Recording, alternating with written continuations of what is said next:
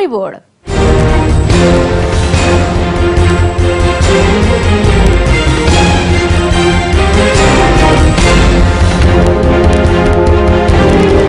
ఆరు నెలలుగా నెలకొన్న హడావుడి, 2 నెలలుగా సాగుతున్న ప్రచారం, ఉచిత హామీలిచ్చి కొందరు, మాటల కోటలు కొట్టి మరికొందరు, ప్రలోభాల పర్వానికి తెరలేపిందొకరు, నోట్ల కట్టలతో ఓట్లకు ఎరలు వేసింది మరొకరు. ఇలా 5 రాష్ట్రాల ఎన్నికల్లో కీలక అంకం ముగిసింది.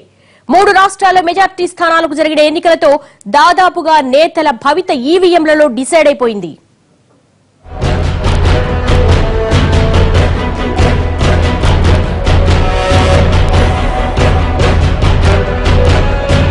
మినీ మహాభారతం అంటూ చెప్పుకున్న 5 రాష్ట్రాల ఎన్నికల్లో దక్షిణాదిన ఉన్న 3 రాష్ట్రాలకు ఎన్నికల తంతు పూర్తయింది. ఉత్తరాదిన పశ్చిమ బెంగాల్లో విడతల వారీగా ఎన్నికలు నిర్వహించిన ఈసీ దక్షిణాది 3 రాష్ట్రాలకు మాత్రం ఒకే రోజు తంతు ముగించేసింది.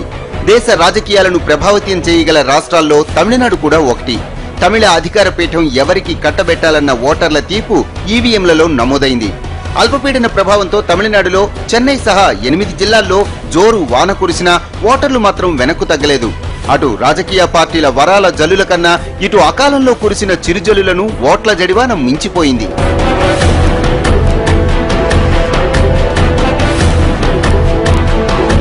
(234) అసెంబ్లీ స్థానాలున్న తమిళనాడులో అరవకుచ్చి మినహా మిగిలిన స్థానాలకు ఎన్నికలు జరిగాయి.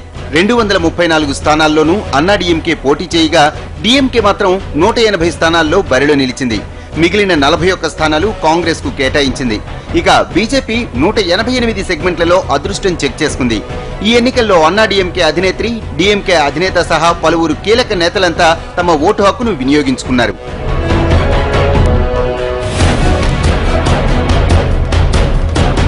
ఇక తమిళ ఓటర్ల తీర్పు ఎలా ఉంటుందన్నది ప్రస్తుతానికి సస్పెన్స్. తమిళనాడులో అల్పపీడన ద్రోణి ప్రభావంతో వర్షాలు కురిసినా ప్రజలు మాత్రం వెనకడుగు వేయలేదు. ఉదయం మందకొడిగా సాగిన పోలింగ్ సాయంత్రానికి బాగా పుంజుకుంది. వర్షాల ప్రభావం ఉన్న 8 జిల్లాల్లో పోలింగ్ ను సాయంత్రం 7 గంటల వరకు పొడిగించారు. మొత్తంగా తమిళనాడులో 75% వరకు పోలింగ్ నమోదైంది. ఈ భారీ పోలింగ్ శాతం ప్రభుత్వ వ్యతిరేకతేమో అని అధికార పార్టీ నేతల్లో గుబులు మొదలైంది. కానీ అమ్మ ప్రవేశపెట్టిన ఉచిత పథకాలే తమకు శ్రీరామ రక్ష అన్న ధీమాలో ఉన్నారు అన్నాడీఎంకే అభ్యర్థులు.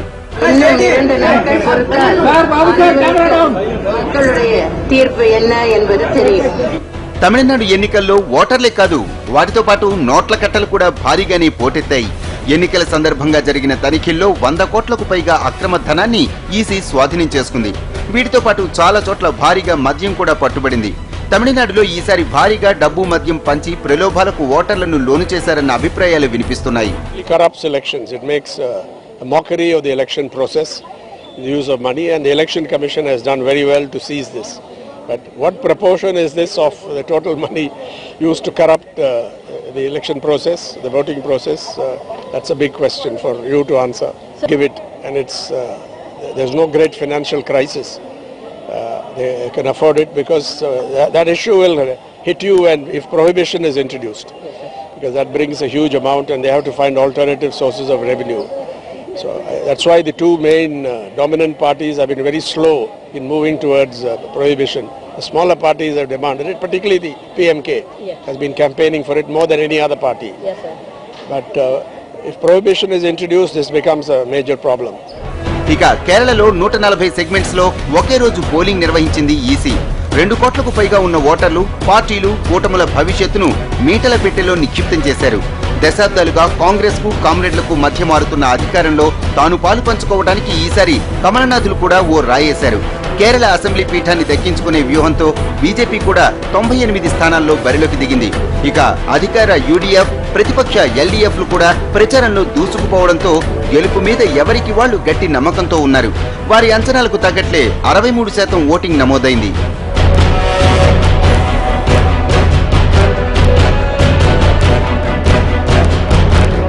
కేరళలో ఎన్నికల్లో ఎన్ని జాగ్రత్తలు తీసుకున్నా మధ్య ప్రవాహం మాత్రం ఆగలేదు. ఇక కేరళలో అన్ని పార్టీలు భారీగానే డబ్బులు పంచాయన్న వార్తలు వినిపించాయి.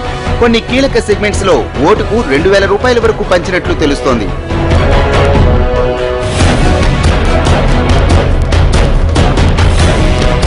కేంద్రపాలిత ప్రాంతం పాండిచ్చేరిలో కూడా 30 స్థానాలకు ఓటింగ్ పూర్తయింది. ఈ ఎన్నికల్లో అధికార ఆల్ ఇండియా ఎన్ఆర్ కాంగ్రెస్ మరోసారి పీఠం దక్కించుకుంటామన్న ధీమాతో ఉంది. ఇక కాంగ్రెస్, బీజేపీ, అన్నాడీఎంకేలు కూడా ఈసారి ఎన్నికల బరిలో ఉన్నాయి. దాదాపు 10 లక్షల మంది ఓటర్లలో 6.5 లక్షల మంది వరకు ఓటు హక్కు వినియోగించుకున్నారు.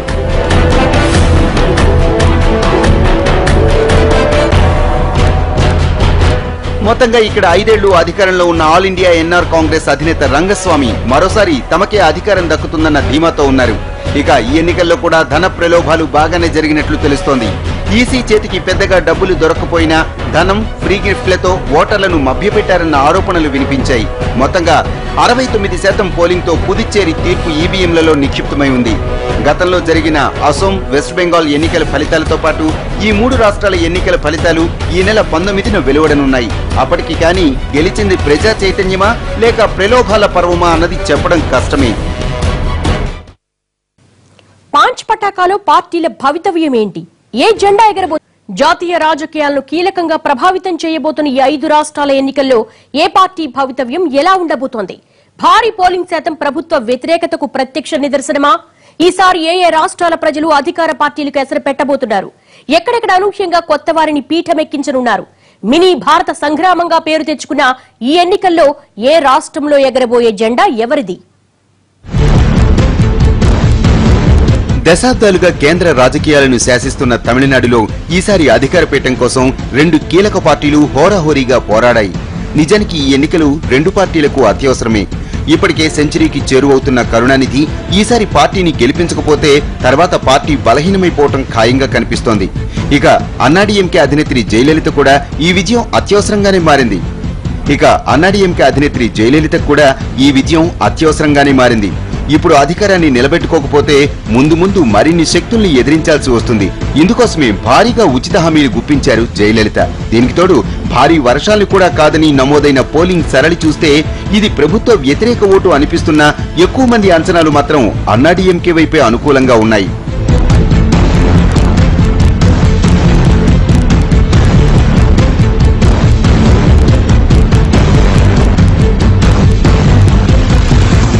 జయలలిత ఉచిత పథకాలు బాగా ఆకట్టుకున్నాయి. దీనికి తోడు ఈసారి ఎన్నికల్లో అధికార పక్షాన్ని వ్యతిరేకిస్తూ ఎక్కువ పార్టీలు బరిలోకి దిగాయి.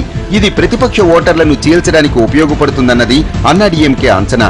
పైగా డీఎంకేకి కాంగ్రెస్ తో పొత్తు మైనస్ గా మారిందన్న అభిప్రాయాలు ఉన్నాయి. ఇక ప్రచారంలో కూడా డీఎంకే, కాంగ్రెస్ పార్టీల అవినీతిని ఫోకస్ చేయడంలో పురచ్చి తలైవి బాగా సక్సెస్ అయ్యారు. ఇక దక్షిణ తమిళనాడులో డీఎంకే ఇంటిపోరు కూడా అన్నాడీఎంకేకు అనుకూలించాయన్న విమర్శలున్నాయి. డీఎంకే రెబల్స్ తెర వెనుక నుంచి అన్నాడీఎంకేకు సాయం చేశారన్న అభిప్రాయాలు వినిపిస్తున్నాయి. గతంలో మాదిరిగా అమ్మ క్లీన్ స్వీప్ చేయకపోయినా గెలవటం మాత్రం పెద్ద కష్టం కాదంటున్నారు. అయితే ఒక్క ఎగ్జిట్ పోల్ మాత్రం డీఎంకే వైపు మొగ్గు చూపింది. అన్నింటినీ బేరీజు వేసుకుంటే అన్నాడీఎంకే అధికారంలోకి వచ్చే అవకాశాలే ఎక్కువ ఉన్నట్లు తేలుతోంది.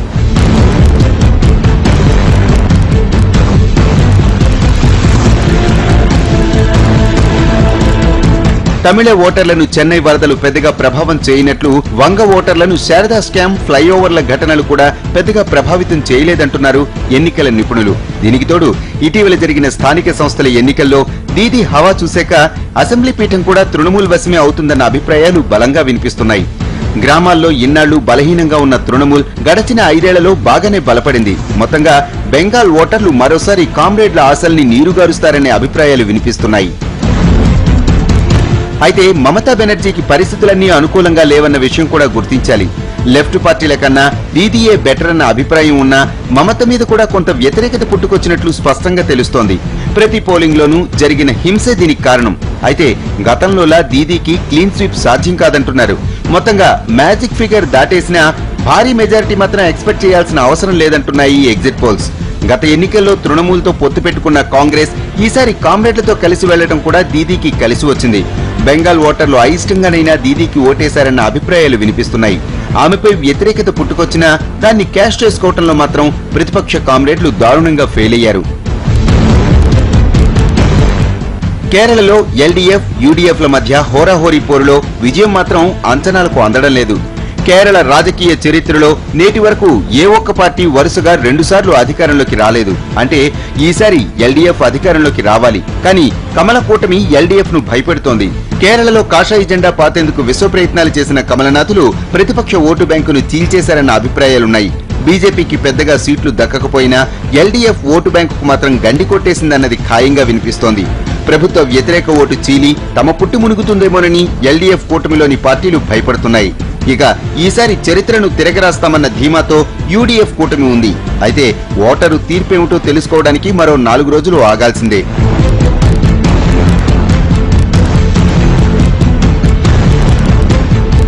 ఇక దశాబ్దాలుగా కాంగ్రెస్ కు పెట్టని కోటగా ఉన్న ఈశాన్య రాష్ట్రాల్లో ఈ ఎన్నికల తీర్పు చరిత్రను మారుస్తుందేమో అన్న అభిప్రాయాలు వినిపిస్తున్నాయి. అస్సాం అసెంబ్లీ ఎన్నికల చరిత్రలోనే అత్యధిక పోలింగ్ శాతం ఈసారి నమోదైంది. ఈ ఎన్నికల్లో ఏకంగా 84.72% పోలింగ్ తో రికార్డులు బద్దలయ్యాయి. ఈ పెరిగిన పోలింగ్ శాతమంతా ప్రభుత్వ వ్యతిరేకతే అన్న విమర్శలు వినిపిస్తున్నాయి. అయితే ఈ వ్యతిరేకత ఏజీపీ కన్నా బీజేపీకి కలిసొస్తుందన్న అభిప్రాయాలున్నాయి. పోలింగ్ సరళి, ప్రచారంలో వైవిధ్యం అన్నీ చూస్తుంటే మాత్రం నిపుణులు బీజేపీకే మొగ్గు చూపుతున్నారు. మోడీయే స్వయంగా ఇక్కడ ప్రచారం చేయటం కలిసొచ్చిందంటున్నారు.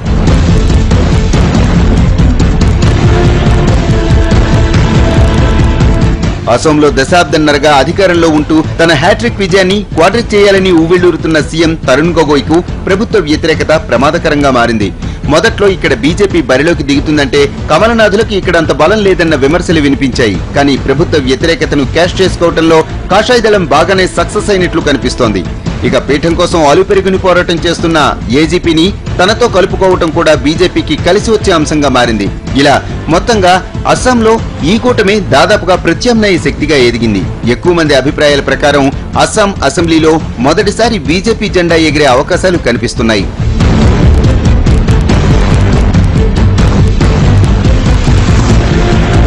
ఇక చిన్నదైనా సరే పెద్ద రాష్ట్రాలతో పాటు అంతే టెన్షన్ పుట్టించింది పుదుచ్చేరి.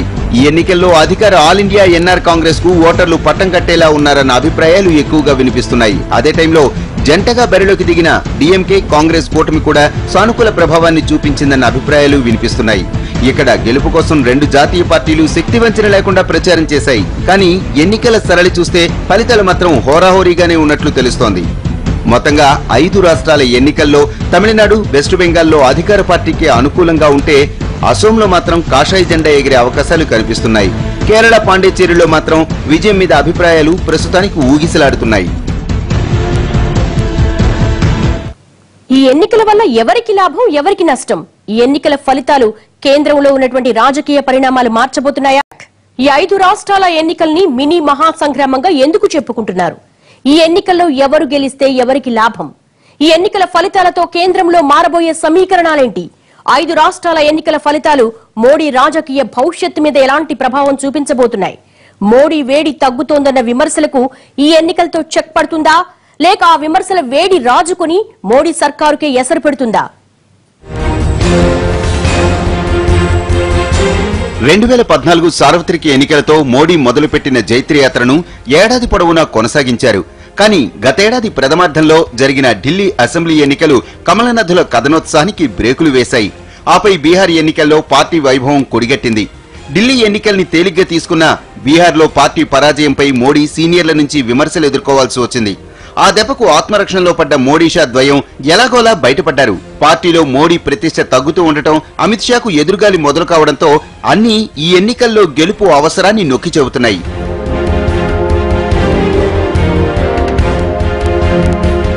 ఐదు రాష్ట్రాల్లో ఎక్కడా బీజేపీ అధికారంలో లేదు. ఒక అసోంలో మినహా మిగిలిన చోట్ల ఆ అవకాశం ఎక్కడా కనిపించడం లేదు. ఎన్డీఏకు లోక్సభలో బలం ఉన్నా రాజ్యసభలో బలం లేదు. 2016లోగా అసెంబ్లీ ఎన్నికల్లో గెలుస్తూ వచ్చి రాజ్యసభలో బలం పెంచుకుని కీలక బిల్లుల్ని నెగ్గించుకు రావాల్సిందేనన్నది మోడీ వ్యూహం. కానీ గతేడాది బీహార్ పరాజయం ఈ వ్యూహానికి గండి కొట్టింది. 2016 రాజ్యసభ ఎన్నికల తర్వాత కూడా ఎన్డీఏకు బలం పెరగడం లేదు. దీంతో 2018 వరకు వేచి చూడాల్సిన అవసరం తప్పనిసరైంది.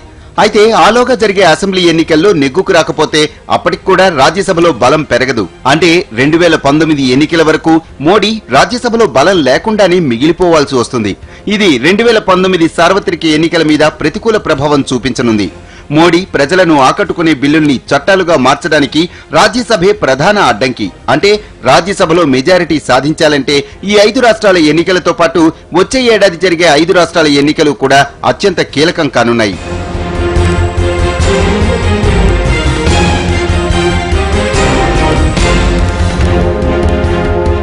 ఒక విజయం మరో విజయానికి నాంది పలుకుతుందన్న రాజకీయ సూత్రం మోడీ విషయంలో నిజమైంది. అదే టైంలో ఒక పరాజయం మరో పరాజయానికి కూడా కారణభూతమవుతుందన్న విషయము ఇదే మోడీ విషయంలో వర్తించింది. ఇకపై ఈ రెండింటిలో ఏది కంటిన్యూ అవుతుందన్నది మాత్రం తెలియడం లేదు. ఈ 5 రాష్ట్రాల ఎన్నికల్లో తమిళనాడు, బెంగాల్లో బీజేపీ పుంజుకుంటేనే రాజ్యసభలో బలం పెంచుకోవటం సాధ్యమవుతుంది. తాజా అంచనాల్లో అసోంలో కాషాయ జెండా ఎగిరే అవకాశాలున్నా అక్కడున్న రాజ్యసభ స్థానాలు 7. అంటే ఇక్కడి విజయంతో మోడీకి పెద్ద ఉపయోగం లేదు. కానీ మిగిలిన 3 పెద్ద రాష్ట్రాల్లో మోడీకి కలిసొచ్చే అవకాశాలు అంతంత మాత్రంగానే ఉన్నాయి. ఇలా వరుస ఓటములే కాదు, ఆపై మోడీ వేడి కూడా తగ్గుతోందన్న విమర్శలు బలపడుతున్నాయి. దీనికి తోడు మోడీ వ్యతిరేక శక్తులన్నీ ఒకదాని తర్వాత ఒకటి ఏకమవుతున్నాయి. రాబోయే ఏడాది ఉత్తరప్రదేశ్తో పాటు గోవా, పంజాబ్లలో కూడా సత్తా చాటుకోవాల్సిన అవసరం ఉంది. కానీ ఈ ఎన్నికల్లో ఎక్కడ ఫెయిల్ అయినా వాటి ప్రభావం ఆ 3 రాష్ట్రాల మీద ప్రతికూలంగా ఉంటుంది. ఆ ప్రమాదాన్ని తప్పించుకోవాలంటే ఈ 3 రాష్ట్రాల ఎన్నికల్లో బీజేపీ కొద్దిగానైనా వికసించాల్సిన అవసరం ఉంది. నిజానికి మోడీని 2014 ఎన్నికల్లో గెలిపించిన రాష్ట్రం ఉత్తరప్రదేశ్. మరి అలాంటి రాష్ట్ర అసెంబ్లీలో బీజేపీ నెగ్గుకు రాకపోతే 2019 ఎన్నికల్లో బీజేపీ విజయం కష్టమవుతుంది. పీఠమెక్కిన తొలినాళ్లలో కాంగ్రెస్ ముక్త భారత్ అంటూ బీజేపీ జబ్బలు చరుచుకుంది. కానీ ఈ జోరుకు ఢిల్లీ ఎన్నికలు బ్రేకులేశాయి. అయితే ఢిల్లీని ప్రత్యేక కోణంలో చూపిస్తూ తమ వైఫల్యాన్ని కప్పిపుచ్చుకున్న కమలనాథులకు బీహార్ ఎన్నికలు నోట మాట రాకుండా చేశాయి. ఇప్పుడు 5 రాష్ట్రాల్లో కూడా ఇదే సీన్ రిపీట్ అయితే అది కాంగ్రెస్ బలాన్ని పదింతలు చేస్తుంది. ఇప్పటికే బీహార్ ఎన్నికల్లో పుంజుకున్న కాంగ్రెస్ తమిళనాడు కానీ బెంగాల్ కోటలో కానీ బలపడితే కాషాయ దళానికి మూడినట్లే.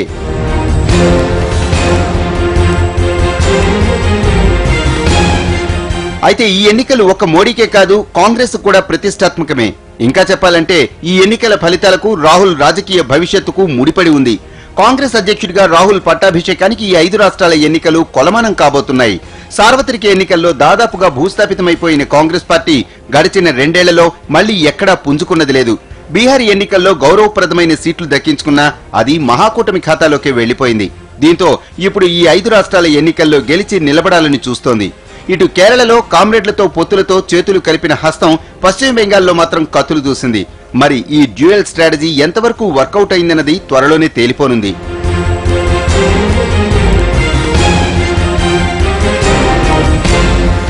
మొత్తంగా 5 రాష్ట్రాల ఎన్నికలు జాతీయ రాజకీయాల్లో పెను మార్పులకు శ్రీకారం చుట్టడమే కాదు, అటు కమల దళపతి మోడీకి, ఇటు కాంగ్రెస్ ఆశాజ్యోతి రాహుల్ గాంధీల రాజకీయ జీవితాలను తీవ్రస్థాయిలో ప్రభావితం చేయనుంది. మరి ఓటర్ల తీర్పు ఎలా ఉందన్నది తేలాలంటే ఇంకొద్ది రోజులు ఆగితే సరిపోతుంది. ఇది వాళ్ళ స్టోరీ బోర్డ్. మరంసంతో మళ్ళీ కలుద్దాం. నమస్తే.